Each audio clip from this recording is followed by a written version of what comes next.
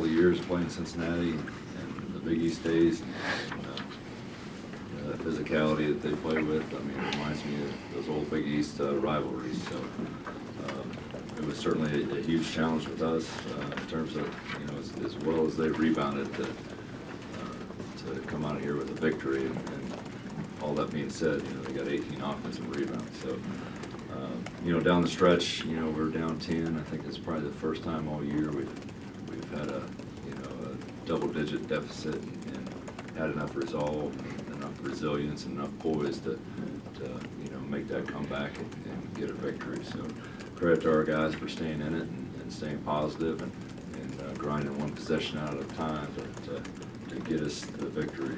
Looked like we had a 12-0 run from the 6:29 mark to the 1:47 mark. So those are critical stops that we had to get, and we had to get production on the other end, and we found a way to kind of grind each possession out and find a way to get a win. Do you think you could get that out of Jesse this quickly, and did you see his confidence sort of developing over the course of the game? Yeah, you could see it, you know, probably early. His confidence was probably tailing on me early because of the free throws, you know, weren't falling for him early, and, you know, that's going to be a frustration with him, you know, getting completely healed. But, you know, I tried to instill some confidence in him, like we're not playing any different. You know, we're going to play aggressive, play to win, and if you end up at the line, we'll live.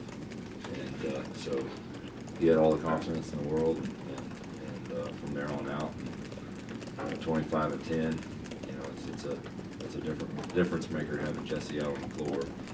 You know, I can imagine being out, you know, with the rebounding team like that, not having Jesse. So, but you know, with the way he can rim run and the threat of the rim run, really he's going to open up everybody on the floor. Should go to play inside out. You know, kind of way I envisioned playing from the beginning. Cincinnati scores 5 points in the last about 6:30 of the game. What did you guys step up defensively? Maybe what did you see Cincinnati not doing so well that led to that? I don't know if we did much different. You know, they made some shots there for a stretch and just kind of cooled off. You know, Day Thomas came in here and you know, hit 3 threes. It's kind of uncharacteristic of him, but credit to him making big shots there in that stretch to put them up 10. But you know, we didn't do anything different. I think they more than anything they just kind of cooled off. And basketball is a funny game. You get that 10-point lead, and it gets cut. That's a huge swing in momentum and confidence when that starts to dwindle a little bit. Coach, as those pick and rolls, high ball screens with Jesse, and it wasn't always with Kerr. Sometimes it was Quinn or basically whoever had it at the top. Do you feel, did Cincinnati make adjustments on that at all? Because it seemed like it was there most of the game. Yeah, I mean, late in the game, they were doing a really good job of not letting Kerr get the ball back. And sometimes not always pick and roll, sometimes handoffs. Yeah. We're executing there at the top of the key. But, you know, we put, even to start the game, I thought the strategy was to go to a 4 or 5 ball screen and put Quinn in the action and make those 2 bigs guard a ball screen and see what they're going to do. So, yeah, I mean, Kerr was excellent. I mean, 7 assists, you know, 2 turnovers. Kobe was excellent, 3 assists, no turnovers. So, yeah, that's, those guys, you know, it's a heck of a lot easier being a guard with a rim threat or rim run threat like Jesse out there on the floor. Raekwon was kind of quiet tonight, but maybe the biggest shot of the game on the right wing, the three-pointer late. Shot, and credit to Raekwon. I mean, you know, he's had his struggles the last couple games. He's been frustrated, and we've had a lot of conversations. And you know, he only took 6 field goals outside the couple you know 3-point shots he got fouled on and went to the line. But you know, all that being said, he had 10 and 3 or 10 and 2, and the glaring stat on the box score, he was plus 20 when he was out there. So that's a glaring stat to me that you know he was playing winning basketball for us tonight for sure. How dangerous can it be with all your guys back? You know, it's got to be. You know, we got to build that consistency. You know, and that chemistry. You know, it looked at times the chemistry was there tonight, and it's just gonna. We're building that chemistry in the greatest league, you college basketball. And so I preach to the guys, we got to have that discipline. We got to build that consistency from game to game. So yeah, we can be dangerous on the way out. And I told our guys going into this game, I mean, let's treat this like an 11-game season. You know, what's stopping us from having a great run here to end this season? And let's maximize our potential. What's stopping us from maximizing our potential on the way out? We were 20 games in, and we completely, you know, we finally completely got our roster we thought we'd have from day one. So there's nothing stopping us from maximizing that potential on the way out. Hey, Josh, the big thing is, I guess, having the roster back finally, but just yesterday you mentioned making winning plays at the end. You had to do that. You were 0-10 with a double-digit deficit before tonight. Those things have to come off the board eventually, right? Is that more important than just having everybody together? Yeah, I mean, that's going to be a huge confidence boost for us, and like I told them, like, credit to them for having the resolve and the resilience and the poise to continue to battle and fight, because for a team that's, you know, with 7-13 going to this game, it's easy to shut it down and say we're done. But you know, that's not my message. We're going to fight every single possession, every single game. There's no quitting us. Did it seem close at all tonight to not quit, but that look on their eyes, their heads down, anything like that? No, I didn't see that at all. I saw a different mentality out there tonight. So, like I said, we just got to continue to build on these things, and you know, certainly winning, you know, and having the lead and keeping the lead is one thing, but to come back from down 10, a tough situation, you know, and continue to fight and battle and find that victory at the end, it's going to be huge for our confidence.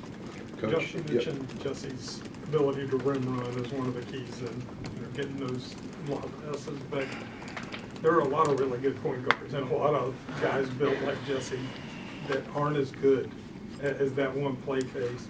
Is there something else that they do that a lot of other people either can or don't do that makes that so successful? Who's they? Kurt and Jesse. You know, Kurt's got great vision. He reads the defenses as well as any point guard in the country. So that was what made us so attracted to him. Like when we were recruiting him, he's a coach's dream in terms of having him on the floor and making the right read.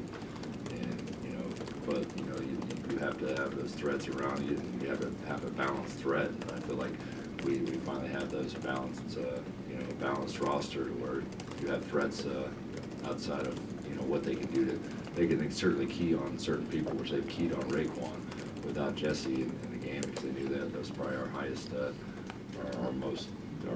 our biggest threat out there on the floor. So now, you know, we're more of a balanced attack. You were talking yesterday, like, sounded like you weren't sure, like, where Jesse was, you know, physically and everything. So as you're going into this game today, like, are you still kind of in that mode, or was there something that made you think, okay, yeah, he's ready to start, or we're going to get this from him, or I mean, he was definitely ready to start. I didn't know how many minutes he was going to get. Yeah. You know, you could see a couple times that he just didn't have that game conditioning, but it was a heck of a lot better than what we saw, you know, in Stillwater.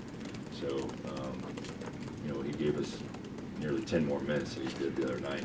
He looked like a lot fresher center than I saw against Oklahoma State. So we're definitely going in the right direction fast with him. And, you know, it was you know, unfortunate injury there late, but I think that helped us to get our bearings under us, and get our wind, and kind of regroup during that stretch there late in the game as well. was there a point or a moment tonight where you thought, okay, we've got Jesse back now? There's a couple of them, Yeah. you know, certainly, you know, put a little twinkle in my eye to see that combination. So it certainly makes things easier on me as a coach to have those threats. Kobe got a lot of run the second half. So defense, what was it that you liked about him that you decided to keep with him? You know, just, you know, I've talked about it a lot before in terms of having Noah run the point, and Kobe can do the same thing. And Kobe is one of our best defenders, so having him out there and showing up some of our defense, but also understanding that he can take care of the ball. I mean, 3 assists, no turnovers, 5 rebounds. You know, defensive rebounds is a huge issue here. If I got a guard with his size and go out there and grab 5 boards, it's definitely going to be beneficial in a game like this. What did it mean to outscore them in the paint? That's huge. It's huge. We haven't outscored a lot of teams in the paint here recent. I don't know when the last time we did. So, you know, they got 2 very formidable bigs down there that we were going against, and I thought we did for the most part a good job of handling all that one-on-one in those situations. Really didn't have to use any double teams, but you always worry when you send a double team, you know, what type of rotations get on the backside, what type of guys can get open. You don't want to leave shooters open. Josh, one more on Kurt. Can you just take me through the end of the first half with the foul to give that kind of stopped them on a drive and didn't hurt the line, and then I guess before that, the decision he makes in the bounce pass to a Cook is. Yeah, there were several situations, like even in the first half, where we had guys down on the floor, and we're definitely at a disadvantage, you know, with them coming downhill, that we didn't utilize that foul to give. Even Ofri at one point did try to, you know, use a take foul to shore that up, but they didn't even call it in that instance. But it was convenient to have, you know, fouls to give in a late game situation like that when you know, you try to make them catch that ball in the backcourt and immediately burn 5 or 6 seconds and then foul and do it all over again. That's certainly a nice advantageous point in the game to have that late. End of the first half though too. Yeah. Yeah. And then the timeout, kind of exactly as you drew it up, I guess. The bounce pass, the Cook dunk.